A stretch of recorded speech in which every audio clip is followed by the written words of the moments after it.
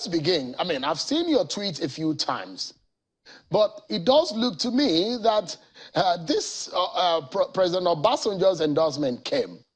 Your party reacted, you reacted, and you have waved it aside saying it carries no weight. Chief Edwin Clark is another person, and another Edo State man who have now endorsed Peter Obi. How do you react to that one, which is the latest? Thank you, Shehu. I think we can say confidently today that the PDP campaign has collapsed. The PDP as a party has also collapsed. The various components of PDP in 2019 are the ones pulling out of that coalition. Nothing has affected the APC. If you look at 2019, go back and look at 2019, every single component of that coalition they formed, both inside and outside the party, against the APC, have virtually collapsed. The PANDEF endorsed Atiku in 2019. Edwin Clark is a member of the PANDEF. Ohaneze endorsed Atiku in 2019. Obasanjo endorsed Atiku in 2019. Afenifere endorsed Atiku in 2019. Middle Belt Forum endorsed Atiku in 2019. I know all of these groups. I was the returning officer to Mr. President and the APC in 2019 at the International Conference Center. So, of course, we are very much concerned about the results coming from different parts of the country, and I can tell you the results, off by heart. So I know clearly when we said, I mean, even though we said in a comical way, but it is true, that the jungle will mature for the PDP. What is going on now, Shehu, is that the PDP has virtually been turned to straight, both internally by the G5, and we hear there's a G1 now joining the G5, and also the sympathizers of the party in 2019. The party have imploded both inside and imploded even within, the supporters and all those who formed some kind of alliance with the PDP. I want to ask you something, Shehu, and I want everybody, all Nigerians, to please put this in proper context of the results in 2019 and what happened in 2019. Can you tell me one major stakeholder, one, not two, one, major stakeholder that helped us to win the election in 2019, either as a party stalwart, or as perhaps a governor of the party, a sympathizer of the party that won the election in 2019 that has pulled out now and said they are not supporting us. Not one. Not one. But PDP, the various factors we have now that have upset the political terrain, which is Peter Obi and Kwankwanso, they were the components of PDP in 2019. Those are the two major factors now that have upset the political terrain now. The entry of Peter Obi and, of course, the NMPP, Kwankwanso. Those two factors here, who were they part of in 2019? So we can confidently say that the wheels of PDP are falling off one by one. Both internally and externally, the PDP has collapsed. So the recent endorsement of Edwin Clark, for me, I don't take the view, that some of my colleagues took against Obasanjo, pilloring him. And I'm excited by these endorsements. I'm excited by the endorsement of Obasanjo against Atiku and for Peter Obi, because the endorsement of Obasanjo is not against APC, it's against Atiku, because he supported Atiku in 2019. He was also a boss to Atiku. Like if you heard what Yeson Wiko said, he said it is a tragedy that your former boss, who should mark your scripts, who should give you a pass mark, has decided to endorse somebody else. In other words, Obasanjo's endorsement of that ticket in 2019 was because of Peter Obi. Was that because of Atiku?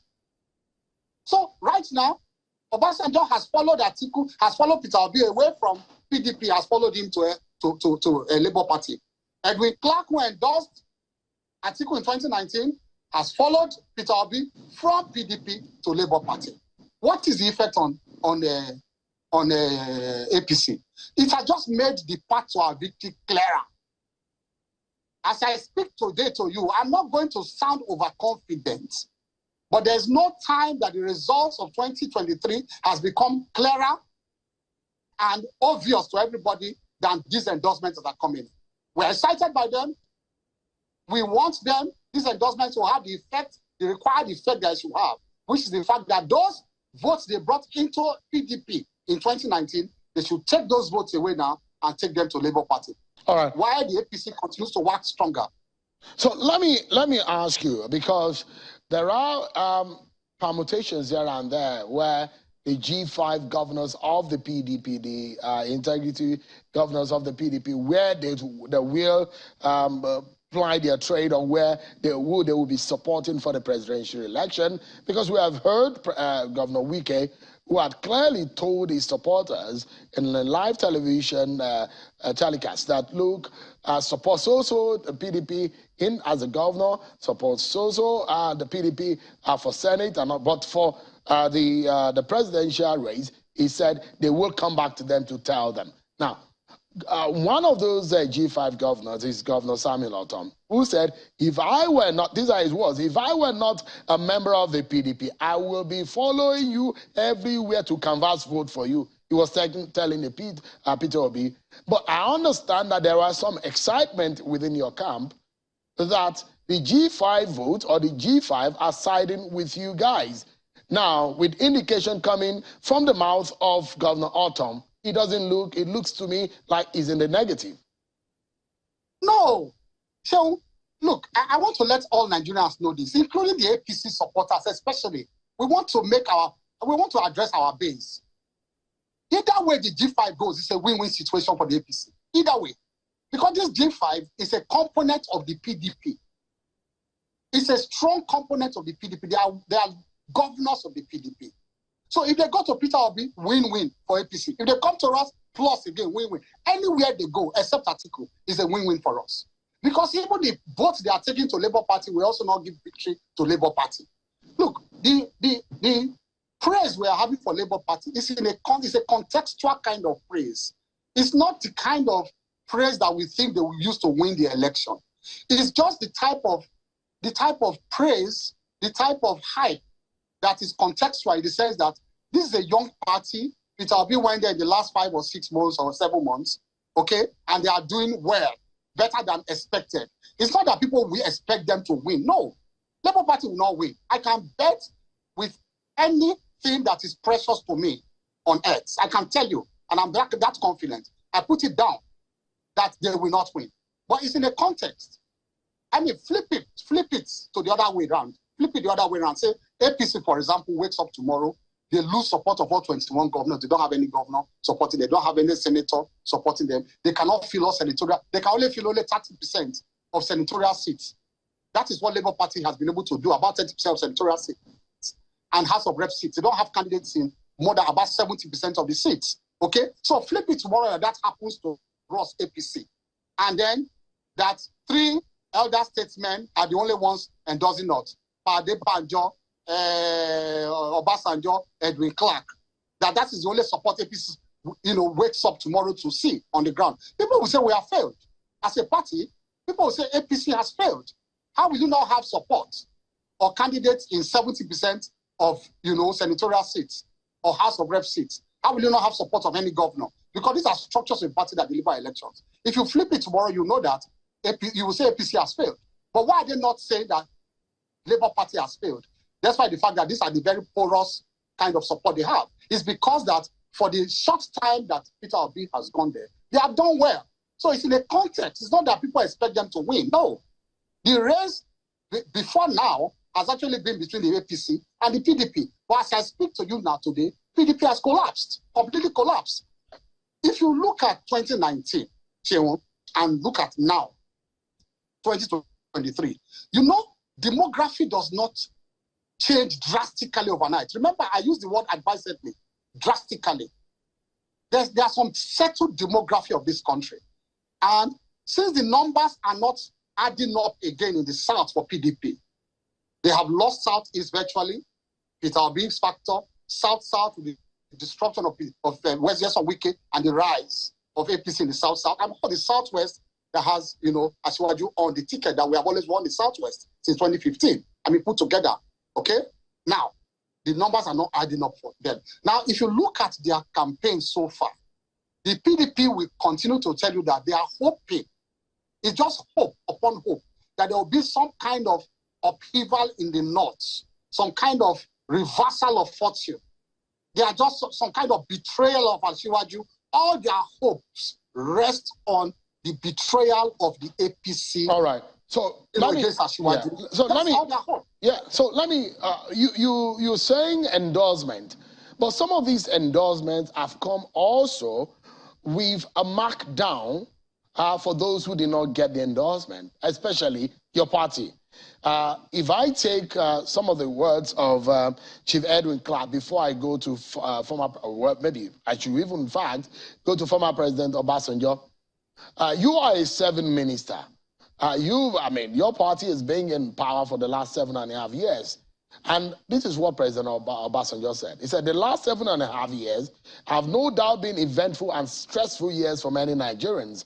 We have moved from frying pan to fire and from mountaintop to the valley. He went further to say that our leaders have done their best, but their best have turned out to be the best for Nigeria and Nigerians at home and abroad. For most Nigerians, it was hell on earth. This is how a former president, whom you will also say is the boss of your principal in the military, and he has marked him down. If perhaps, if you look at it, 0. Very simple. Worst words and phrases were used against us by these same people in 2019. And 50 million Nigerians did not listen to them. They voted for us. Obasanjo said worst things about Buhari in 2019. He said he was poor in economic management of the country. The economy had collapsed. He said those very untruthful things. This is not a program for me to begin to debunk each and everything that he has said, because he ran a government that was worst. He ran a government that could not build infrastructure despite earnings. He ran a government that was really worse in terms of the rule of law, that they were removing governors at night. They were removing people, from office arbitrarily. We woke up one morning and Obasanjo's government published a list of politicians that were banned. Let's focus on the performance of your government, because that is more important. Now, let's leave history. Some of the history they're counting are probably not even, they don't matter to 18-year-old new voters. He said that your government has not delivered, that your government has led to Nigeria from frying pan to fire, and that is marking of the performance of your government. That they voted for you in 2019, does it make your government right in the sight of the right-thinking Nigerians who voted for them, that they've delivered, you have delivered on the promises made to Nigerians? We are taking that statement in the context of the weight the endorsement carries and the type of people they can sway not to vote for us. Because like I said, going into that statement, I was just going into it, you stopped me. Because it can take 1 hour for me to go sector by sector to show that we have done better than Obasanjo's government. That's a long way to go. But I can tell you that the short way to go in this interview is to say, what weight does that endorsement carry, Shehu? What weight? He said the same things in 2019. 15 million Nigerians did not listen to him. Edwin Clark said the same thing in 2019. 15 million Nigerians did not listen to him. Don't forget that in 2019, they talked about the health of Mr. President. They said he could not carry on with his health. Today, he's stronger than most of them. In 2019, they said the economy had collapsed. People did not listen to them because they knew that we were honest enough to tell Nigerians where we were and where we were going. They talked about every single thing they are talking about now. So that's the point I'm making, therefore, that in the context of what you are saying, the context of how does this endorsement or the pillaring of our administration, how does it affect the voters? And I'm telling you that it does not affect it in any way at all. Okay, so let's look at what Chief Edwin Clark said. There are inferences you can draw from what he said. And he says that he's talking about capacity, competence, and agility. He said we do not need, we need a leader. I don't want to go back into all those things he said. You heard what he said. And this applies to those he did not endorse, especially those who are the heavyweights in the race. Now, how do you defend, in fact, if former President Obasanjo also mentioned, in fact, the former president also criticized the Emilokan factor that was now made popular by your candidate, that is a sign of entitlement, which he has been criticized. Now, let me first of all clear that Emilokan slogan, and we have said it over and over, and it appears that, you know, the PDP people, they appear like cheating students in an exam hall who cram questions, cram answers, who have seen the answers and they cram it to the exam hall. They memorize it. So when we get to the exam hall, the question changes, but they are still pouring the same answers down. That is why they are not listening to our explanation. We said in Emilokan, we was not talking to Nigerians. He was speaking to delegates, APC delegates in Ogun State, where he said, look, if you want to say those who have invested in this party, those who have supported, because who have built this party, it is my turn. Give me the chance to fly the flag of this party. Was he talking to Nigerians? He was not.